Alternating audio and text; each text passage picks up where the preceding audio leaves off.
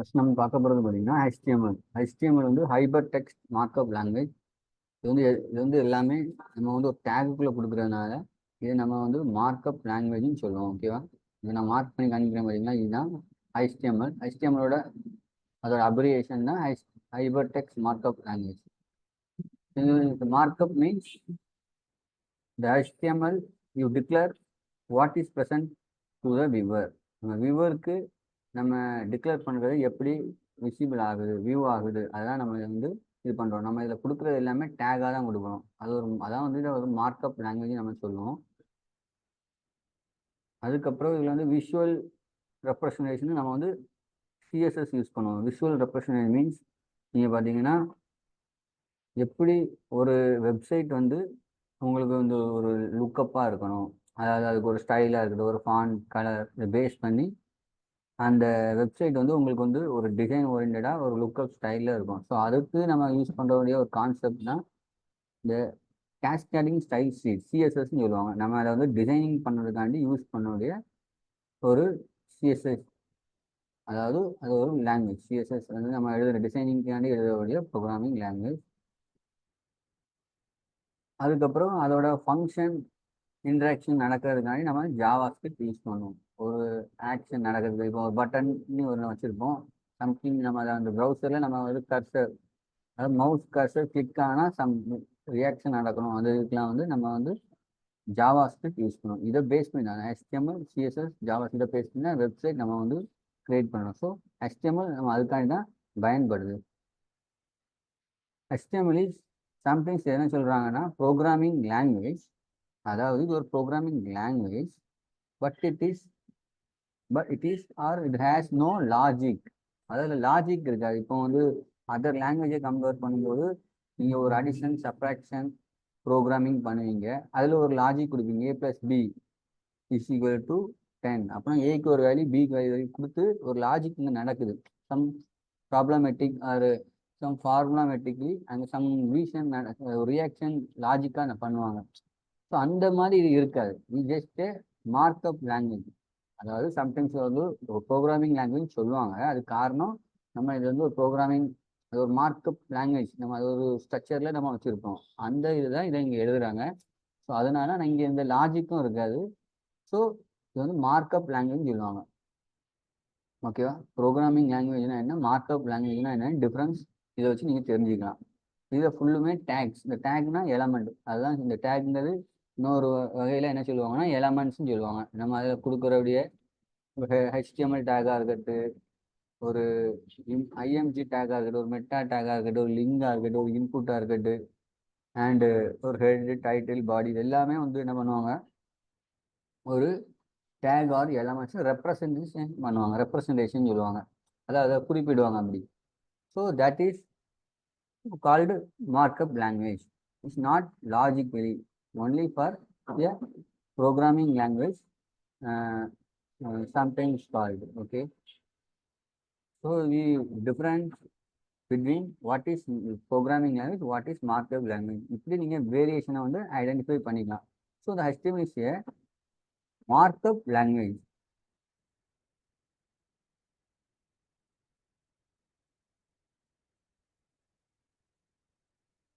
அதுக்கப்புறம் பார்க்குறீங்கன்னா இதில் வந்து நமக்கு நிறைய கான்செப்ட். இப்போ நம்ம சிம்பிளாக ஒரு ஹலோ வேர்ல்டு நம்ம பண்ணோம்னா, அந்த ஹலோ வேர்ல்டு நம்ம பண்ணணும்னு சொல்லும்போது இப்படி தான் இருக்கும். அந்த ஹலோ வேர்ல்டு நம்ம வந்து ஒரு ஹெட்டிங் டேக்காவோ இல்லைன்னா ஒரு பேராகிராஃப் டேக்காவோ மென்ஷன் பண்ணலாம். அதோட இது நார்மலாக ஒரு டாக்குமெண்ட் டைப் HTML பார்த்துருக்கீங்களா? இதில் இது ஒரு எலமெண்ட், இது HTMLங்கிறது ஒரு element. Otherwise is called tag. ஹெட்டுங்கிறது ஒரு எலமெண்ட், மெட்டாங்கிறது ஒரு எலமெண்ட், டைட்டில்ங்கிறது ஒரு எலமெண்ட், பாடிங்கிறது ஒரு எலமெண்ட், H1ங்கிறது ஒரு எலமெண்ட், Pங்கிறது ஒரு எலமெண்ட். ஸோ இந்த மாதிரி எலமெண்ட்ஸ் அது வந்து கொஞ்சம் ஓப்பன் டேக்னு இருந்தால் அது கண்டிப்பாக மஸ்ட் ஒரு க்ளோசிங் டேக் இருக்கும், இல்லைன்னா செல்ஃப் க்ளோசிங் டேக்காவது இருக்கும். ஓகேவா? இதுதான் இதோட ரூட் ஸ்ட்ரிங், அதாவது ரூட். இது வந்து ரூட் மாதிரி, HTML வந்து ஒரு ரூட். இதுதான் வந்து அதோட டாப், அதாவது பேரண்ட், அது சைல்டு, அந்த மாதிரி ஒரு ட்ரீ பேஸில் இது வரும். அதுக்கப்புறம் இந்த இதில் நம்ம இதுக்கு நம்ம என்ன எடிட்டர் நார்மலாக வந்து ஒரு HTMLனாலே நம்ம வந்து ஒரு ட்ரெடிஷ்னலாக நம்ம யூஸ் பண்ணுறது நோட் பேடில் தான் நம்ம யூஸ் பண்ணுவோம். இப்போ கரண்ட்லி அட்வான்ஸ் நிறைய எடிட்டர் வந்துடுச்சு. டெக்ஸ்ட் எடிட்டர், அதாவது நம்ம எப்பவுமே வந்து ஒரு HTML ஃபைல்ஸை நோட் பேடில் எழுதி அதை டாட் எக்ஸ்டென்ஷன் டாட் HTMLையும் சேவ் பண்ணுவோம். பட் நவ் டேஸ் நம்ம என்ன பண்ணுறோம், புதுசாக வந்திருக்க டெக்ஸ்ட் எடிட்டர் அட்வான்ஸாக நம்ம வந்து லைப்ரரி பேக்கேஜஸ்லாம் இருக்கும், மல்டி லாங்குவேஜ் பிளாட்ஃபார்ம் நம்ம யூஸ் பண்ணிக்கலாம். ஸோ நம்ம வந்து டெக்ஸ்ட் எடிட்டரை யூஸ் பண்ணுறோம். ஃபர்ஸ்ட் நம்ம நோட் பேட் யூஸ் பண்ணோம். ஆஃப்டர் தட் நமக்கு என்னது நோட் பேட் ப்ளஸ் ப்ளஸ் இருந்துச்சு. இப்போ ரொம்ப அட்வான்ஸ்டாக விஷுவல் ஸ்டுடியோ VS கோட்னு சொல்லுவாங்க, விஷுவல் ஸ்டுடியோ கோட், இப்படி ஒரு டெக்ஸ்ட் எடிட்டர் இருக்குது. ஸோ இந்த டெக்ஸ்ட் எடிட்டர் தான் இவன் ஃபேமிலியாக எல்லாருமே யூஸ் பண்ணிட்டு இருக்கோம். எதுக்குன்னா இதில் போய் நம்ம HTML ஃபைல்ஸு கிரியேட் பண்ணிக்கலாம். ஒரு வெப்சைட் உருவாக்கணும்னா நம்ம வந்து அதில் தேவைப்படக்கூடிய பேஜஸை வந்து நம்ம ஒரு பேஜாக எடுத்து டாட் எக்ஸ்டென்ஷன் டாட் HTML போட்டு நம்ம சேவ் பண்ணும்போது அது ஒரு வெப் பேஜாக அது கன்வெர்ட் ஆகிடும். ப்ரௌசருக்கு புரிகிற ஒரு மார்க்அப் லாங்குவேஜ் ஆகிடும். ஸோ டிஃப்ரென்ஸ் இருக்குது. எப்போ நீங்கள் ஒரு டாட் எக்ஸ்டென்ஷன் டாட் HTMLனு ஒரு நோட் பேட் ஃபைலாக இருக்கட்டும், ஒரு டாக்குமெண்ட்டை நீங்கள் சேவ் பண்ணுறீங்களோ அப்போவே அது வந்து ஒரு HTML பேஜாக மாறிடும்.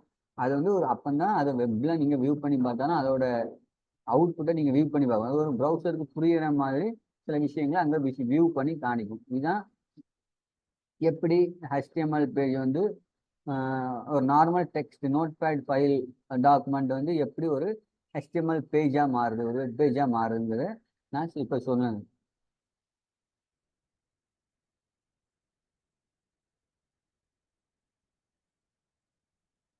முன்னாடி இதை வந்து என்ன பண்ணியிருப்பாங்க, HTML ஸ்டோர் பண்ணோம். அது வந்து ட்ரெடிஷ்னல். இப்போ ரீசெண்டாக உள்ள எல்லாமே டாட் HTML நம்ம வந்து சேவ் பண்ணுவோம். அது வந்து எக்ஸ்டென்ஷன். அப்போ தான் அந்த ஃபைல் வந்து அது கன்வெர்ட் ஆகி இருக்கும். எப்படி நம்ம வந்து ஒரு ஒரு JPG இமேஜ் ஃபைல் இருக்குது, எப்படி ஒரு MP3 இருக்குது, எப்படி ஒரு .mp4, இந்த மாதிரி ஒவ்வொரு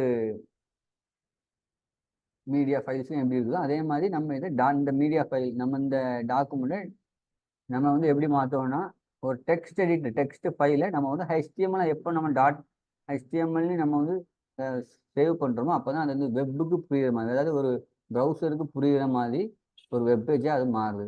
ஸோ அதுக்கு தான் .HTML எக்ஸ்டென்ஷனை நம்ம சேவ் பண்ணுறோம். ஓகேவா?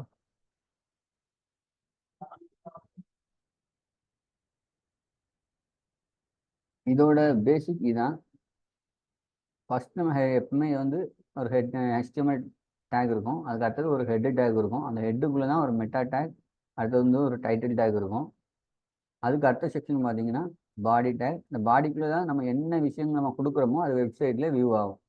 மேக்ஸிமம் நம்ம இந்த CSSலாம் நம்ம இதில் கொடுப்போம்னா, அதாவது இதோட டிசைன் ஸ்டைல் பண்ணுறது எல்லாமே நம்ம ஹெட்டுக்குள்ளே கொடுப்போம். அதே மாதிரி இதோட ஃபங்க்ஷன் ரியாக்ஷன் நடக்கிறதுக்கு எல்லாம் ஜாவா ஸ்கிரிப்டாக இருக்கட்டும், அதையும் அந்த ஹெட்டுக்கு தான் கொடுப்போம். ஆனால் அதர்வைஸ் நம்ம whatever will put in the body tag இது will visible on the web page.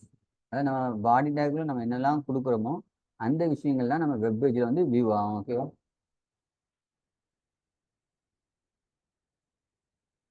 இதில் இப்போ நம்ம பார்க்குறது பார்த்தீங்கன்னா HTML டேக்னா என்னன்னு கொடுத்துருப்பாங்க. அதாவது ஹெட்டு, மெட்டா டேக்னா என்ன, ஹெட்டு வந்து நம்ம இப்போ ஷார்ட்டாக பார்க்கலாம். நம்ம HTML அது அப்படி சொல்லும்போது இது வந்து பார்த்தீங்கன்னா ஒரு ஒரு ரூட் ஆஃப் த அந்த HTML ஒரு ஃபார்மெட் இருக்கும், ஸ்ட்ரக்சர் ஆஃப் த HTML அப்படின்னு சொல்லும்போது நான் ஃபஸ்ட்டு இருக்கிறது பார்த்தீங்கன்னா HTML தான். இதுதான் வந்து ஃபஸ்ட்டு நம்ம கொடுத்துருக்கிறது. இப்போ வந்து ரீசெண்ட் வெர்ஷன் HTML ஃபைலில் அவங்க இன்க்ளூட் பண்ணியிருக்க ஒன்று டாக்குமெண்ட் டைப். இது வந்து அவங்க வெர்ஷனை வந்து இது பண்ணுறாங்க. பார்த்தீங்கன்னா தெரியும். இந்த இது எதை மென்ஷன் பண்ணுதுன்னா இந்த டாக்குமெண்ட் டைப் HTMLங்கிறது இந்த வெர்ஷன் HTML5 மென்ஷன் பண்ணுது. இந்த HTML இந்த டேக் எதுக்கு மென்ஷன் பண்ணுது பார்த்தீங்கன்னா இது வந்து அவங்க வந்து இது வந்து ஒரு ஹெட் டேக்காக மென்ஷன் பண்ணுது. இது வந்து no markup should not after the closing tag. அதாவது இது எப்பவுமே வந்து ஒரு ஓப்பன் பேஜ் இருக்குன்னா அந்த ஓப்பன் பேஜ் லாஸ்ட்டில் தான் அவங்களுக்கு வந்து க்ளோஸ் ஆகும் அந்த ஹெட்டு. ஓகேவா?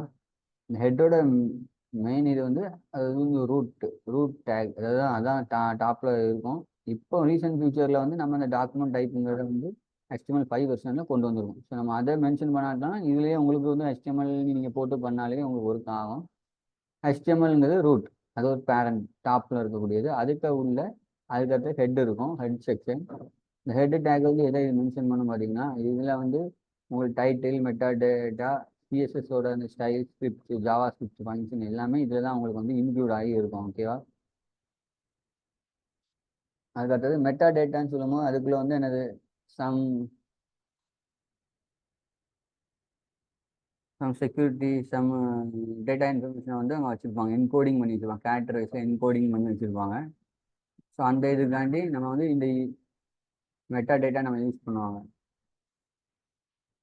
இந்த மெட்டா டேட்டாக்கு வந்து பார்த்தீங்கன்னா does not require closing take. இது வந்து க்ளோசிங் டேக் தேவையில்லை. இந்த மாதிரி ஒரு சில டேக்கு நம்ம க்ளோசிங் டேக் தேவை இருக்காது, சில இதுக்கு வந்து செல்ஃப் க்ளோசிங் தேவைப்படும். அப்போ இந்த டைட்டில் டேக் இது வந்து நீங்கள் டாப்பில் நீங்கள் கொடுக்குற ஒரு இது டாப்பில் நீங்கள் இந்த ப்ரௌசரோட டேப்பில் நீங்கள் என்ன டைட்டில் மென்ஷன் பண்ணுறீங்களோ அந்த டைட்டில் தான் உங்களுக்கு வந்து இந்த இடத்துல நீங்கள் கொடுக்குறது. இந்த இடத்துல நீங்கள் என்ன டைட்டில் ஹலோன்னு கொடுத்தீங்கன்னா அந்த டாப் ஆஃப் த ப்ரௌசர் டேப்ல வந்து அந்த ஹலோங்கிறது வந்து இந்த டேப்ல வரக்கூடியது.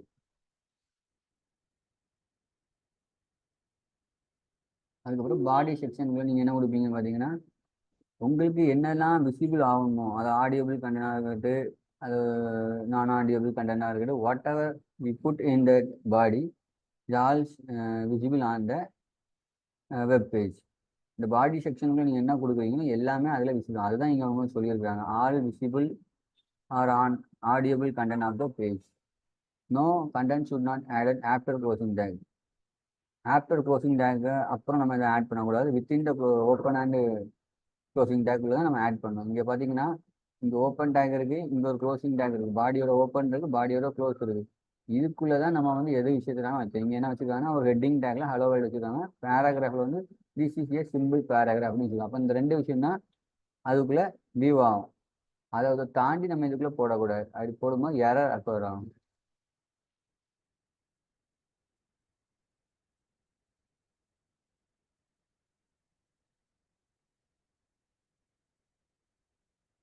நான் முன்னாடி பார்த்தது தான் டாக்குமெண்ட் டைப்புங்கிறது பார்த்தீங்கன்னா, நீங்கள் இங்கே கொடுக்குற டாக் டைப்புங்கிற வெர்ஷனை வந்து மென்ஷன் பண்ணுது. அதாவது HTML5 வெர்ஷனை இது வந்து மென்ஷன் பண்ணுது.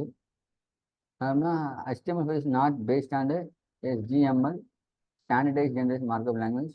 ஸோ இதை நம்ம இப்போ கன்ஃபியூஷன் பண்ணிக்காண்டா நம்ம இப்போ அடுத்த சாப்டர் போகலாம். இப்போ இதோட அடுத்த செக்ஷன் பார்ப்போம். முதல்ல HTML நம்ம என்னன்னு பார்த்துட்டோம். HTMLங்கிறது என்னது, hyper text markup language. It's a sometimes call programming means why means no logic இது. அதாவது இது வந்து ப்ரோக்ராமிங் லாங்குவேஜ் சொல்லுவாங்க, ஆனால் இந்த உள்ள லாஜிக்காக இருக்காது. இது ஒரு மார்க்அப் லாங்குவேஜ், அதாவது மார்க்அப் ப்ரோக்ராமிங் லாங்குவேஜ் அப்படின்னு சொல்லுவாங்க. அதாவது ஃபுல்லுமே டேக் வைஸில் தான் இருக்கும், நம்ம டேக்காக தான் கொடுப்போம் எல்லாமே. So that we called as HTML is a markup language. இது நம்ம எதுக்கு யூஸ் பண்ணுறோன்னா, HTML நம்ம வந்து வெப்சைட் க்ரியேட் பண்ணுறதுக்காண்டி வெப்சைட் க்ரியேட் பண்ணுறதுக்காண்டி ஒவ்வொரு வெப் பேஜஸில் நம்ம ஒவ்வொரு வெப் பேஜஸ், அதாவது ஒரு வெப்சைட்னு சொல்லும்போது மல்டிபிள் வெப் பேஜஸ் வரும். அந்த வெப் பேஜஸ்க்குள்ளே ஒவ்வொரு பேஜுக்கும் என்ன மாதிரி ஸ்டைல் கொடுக்குறோம், அதில் என்ன மாதிரி ஃபங்க்ஷன் இருக்கணும், இதுக்கு ஒரு தனித்தனி விஷயங்களை ஆட் பண்ணுறதுக்கு, அந்த ஸ்டைல் ஆட் பண்ணுறதுக்கு என்ன சொல்லுவாங்க, சிஎஸ்எஸ் சொல்லுவாங்க, கேஸ்கேடிங் ஸ்டைல்ஸில். சப்போஸ் நம்ம அந்த ஒரு டைனாமிக்காக ஒரு இன்ட்ராக்ஷன் சம் ஃபங்க்ஷன் நடக்குன்னு சொல்லும்போது அதுக்கு நம்ம ஜாவாஸ்கிரிப்ட் அடிஷனல் ஆட் பண்ணி, இதுதான் வந்து பேசிக்காக HTMLங்கிறது. அப்புறம் அதோட ஸ்ட்ரக்சர் பார்த்தோம். டாப்பில் இருக்க டாக் டைப்னா என்ன, இப்போ HTMLனா என்ன, அதுக்கப்புறம் ஹெட்டுனா என்ன, அந்த ஹெட்டுக்கு உள்ளே இருக்கக்கூடிய டைட்டில்னா என்ன, மெட்டா டேட்டானா என்னன்னு பார்த்தோம். அதுக்கப்புறம் பாடி செக்ஷன் பார்த்தோம். பாடி செக்ஷனுக்கு என்னெல்லாம் நம்ம கொடுக்குறோமோ அது விசிபிள் ஆகும். பாடி செக்ஷன் என்ன, அப்புறம் ஆஃப்டர் லாஸ்ட்டில் HTML நம்ம ஸ்லாஷ் க்ளோஸ் பண்ணியிருக்கோம். ஓகேவா? இதான் நம்ம HTMLங்கிறது பார்க்குறோம். இப்போ அடுத்த டாபிக் வந்து ஹெட்டிங் டேக். ஹெட்டிங் டேக்ங்கிறது எப்படி, நம்ம ஒரு ஹெட்டிங்கிறது நம்ம ஒரு ஒரு ஒரு கான்செப்ட் நம்ம எழுதுறோம்னா அதுக்கு ஒரு தலைப்பு வைக்கிறது மாதிரி தான் ஒரு ஹெட்டிங். அப்போ அந்த ஹெட்டிங்கில் நம்ம ஃபஸ்ட்டுக்கு ஒரு ஹெட்டிங் கொடுக்குறோன்னா அதை வந்து போல்டாக பெருசாக கொடுப்போம், அதுக்கு கீழே இன்னொரு ஹெட்டிங் கொடுக்கணும் கொஞ்சம் சின்னதாக கொடுப்போம். இந்த மாதிரி ஒரு சப் ஹெட்டிங்லாம் இருக்கும். ஸோ இந்த கான்செப்ட்லாம் வந்திருக்கும் இந்த ஹெட்டிங். இதில் வந்து பார்த்திங்கன்னா மொத்தம் 6 ஹெட்டிங் டேக் இருக்குது. அதாவது ஒவ்வொரு ஹெட்டிங் டேக் நம்ம அந்த டேக்கிங்கை மென்ஷன் பண்ணும்போது அந்த நம்ம எதுக்கு நம்ம கொடுக்குறோமோ அதோட ஃபாண்ட் சைஸ் வந்து வேரியேஷன் ஆகும். அதோட டிஃப்ரென்சேஷன் பார்த்தீங்கன்னா அந்த நம்ம எந்த இதுக்கு நம்ம ஹெட்டிங் டேங்க்கு நம்ம எதெல்லாம் நமக்கு இருக்குதோ இதில் வந்து H1 to H6 டேக்ஸ் இருக்குது ஹெட்டிங் டேக். பொதுவாக நம்ம ஒரு டாபிக் மாதிரி ஒரு தலைப்பு கொடுக்குறது மாதிரி தான் இந்த H1 to H6 டேக்ஸும் ஒவ்வொன்றும் ஒவ்வொரு ஃபாண்ட் சைஸில் அது வியூவில் ஆகும். காமனாகவே இங்கே வந்து H1 to H6ன்னு வச்சுருக்காங்க. இதையும் மீறி நம்ம தனியாகவும் ஃபாண்ட் சைஸில் நம்ம கொடுக்க முடியும். அது ஃபாண்ட் சைஸும் தனியாக நம்ம சிஎஸ்எஸ்ல எழுதுவோம். சிஎஸ்எஸ் எழுதாமல் நார்மலாகவே நம்ம வந்து ஒரு டேகாக கொடுத்துருக்காங்க. இந்த டேக் கொடுக்கும்போது நம்ம அதுக்கு ஒரே ஆர்டரில் நம்ம கொடுத்துக்கலாம். H1 டேக்கும்போது அது ஒரு ஃபாண்ட் சைஸ் இருக்கும், அது ஒரு சைஸில் இருக்கும். அதுக்கப்புறம் H2 டேக்கும்போது அது ஒரு ஃபாண்ட் வேரியேஷன் டைப்பில் இருக்கும். ஸோ இப்படி ஒவ்வொன்றும் ஒவ்வொரு டிஃப்ரென்ஸ். எப்படி நம்ம ரொம்ப ஸ்மால் ஃபாண்ட் சைஸில் வேணும்னு சொல்லும்போது நம்ம டேக் H6 டேகே நம்ம யூஸ் பண்ணிக்கலாம். பெரிய ஃபாண்ட் சைஸில் வேணால் நம்ம H1 டேகை யூஸ் பண்ணிக்கலாம். H1 டேக் இப்படி தான் நம்ம இதை யூஸ் பண்ணுறது. இதெல்லாம் வந்து நீங்கள் சிஎஸ்எஸ் எழுதி ஒரு ஃபாண்ட் சைஸ், அதாவது ஒரு லெட்டரை பெருசாக்காமல் வெறும் டேகை கொடுத்து நீங்கள் HTML டேக் கொடுத்து நீங்கள் அந்த ஃபாண்ட்டை பெருசாக்குறது. ஓகேவா? இதுக்கும் சிஎஸ்எஸ்க்கும் இப்போதைக்கு ரிலேட் ஆகாது. இந்த டேக் மூலமாக ஒரு ஹெட்டிங் பெருசாக நம்ம கொடுக்குறதுக்கு நம்ம யூஸ் ஆகக்கூடியதான் இந்த ஹெட்டிங் டேக்ஸ். ஓகேவா? இது வந்து நம்ம டாபிக் காண்டி கொடுக்குறோம். இப்படி நம்மளுக்கு இதில் ஒரு இருக்கும். அது வந்து சின்னதாக இருக்கணும், பெருசாக இருக்கும். ஒவ்வொன்றும் இந்த 6 டேக்குமே நீங்கள் மென்ஷன் பண்ணும்போது ஒவ்வொரு டிஃப்ரென்ஸ் நீங்கள் பார்ப்பீங்க.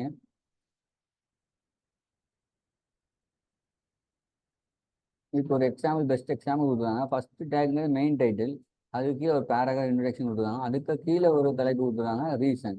அதுக்கு கீழே பார்த்தீங்கன்னா அதை விட பாண்டு கம்மியாக H3 கொடுத்துருக்காங்க. அதை விட அடுத்து ஒரு பேராகிராஃப், அடுத்து அதே ஈக்குவல் இதில் வந்து ஒரு H3 கொடுத்து அதே மாதிரி ஒரே மாதிரி டைட்டில் கொடுத்துருக்காங்க. அதாவது டேக் கொடுத்துருக்காங்க, H3 டேக் கொடுத்துருக்காங்க. அப்போ அதோட ஃபாண்ட் எல்லாம் ஒரே மாதிரி. லாஸ்ட் ஃபைனல் படிக்கும்போது அதே மாதிரி கன்க்ளூஷனையும் முடிச்சிருக்காங்க.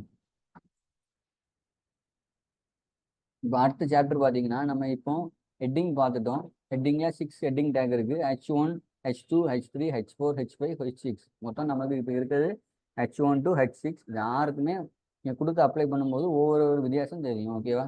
இப்போ அடுத்து நம்ம பார்க்குற டாபிக் பார்த்தீங்கன்னா பேராகிராஃப் சொல்லும்போது அது வந்து அதுலேயே இருக்குது. நம்ம பேராகிராஃப் நம்ம இப்போ நார்மலாக நம்ம ஒரு கொஸ்டினுக்கு நீங்கள் ஒரு ஆன்சர் எழுதுவீங்க. அது வந்து ஒரு பேரா இருக்கலாம். 1 லைன் பேராகிராஃப், 1 லைனாக இருக்கட்டும், 2 லைன்ஸாக இருக்கட்டும், மோரோவர் 5 or 6 எவ்வளோனா இருக்கட்டும். அது வந்து லைன் பை லைனாக எழுதுவீங்க. இதை நீங்கள் பேராகிராஃப் சொல்லுவீங்க. Some returned sentence or within 1 line or 2 line or 3 lines we mention it's like a paragraph. So நம்ம வந்து இதை பேராகிராஃப்னு சொல்லுவோம்.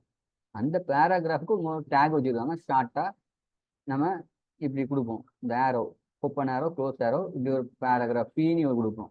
பி டேக், பி பேராகிராஃப், இந்த மாதிரி பி டேக்னு கொடுப்போம். இந்த டேக் கொடுத்து நீங்கள் பண்ணும்போது அது ஒரு ஆர்டரில் வந்துடும். அந்த டேக் கொடுத்துட்டீங்கனாலே அந்த